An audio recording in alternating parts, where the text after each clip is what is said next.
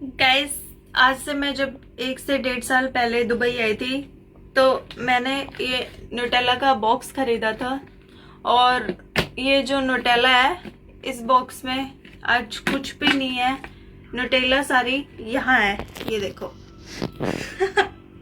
ये है न्यूटेला, ये है मेरी 1.5 साल की मेहनत गाइस। जब मैं दुबई आई थी ना, ये जितने बाल आप नीचे गिरे हुए देख रहे हो ये सारे मेरे सर पे थे। और अब आप मेरे सर के बाल देख सकते हो, बहुत ही ज्यादा कम रह गए हैं सिर्फ इतने से। और ये नीचे गिरे हुए बाल देखो यार, इनसे ना मेरी एक नई विग बनकर रेडी हो जाएगी। आपको वीडियो में बेशक बहुत कम नजर आ रहा है बट ये ग्रोथ देखो यार कितने ज्यादा।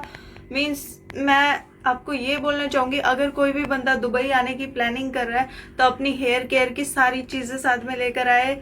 मैंने बहुत केयर किया लेकिन फिर भी कुछ नहीं हो पाया है, तो हेयर ग्रोथ सीरम तो आप जरूर लाना अगर आपको टकला नहीं होना है तो।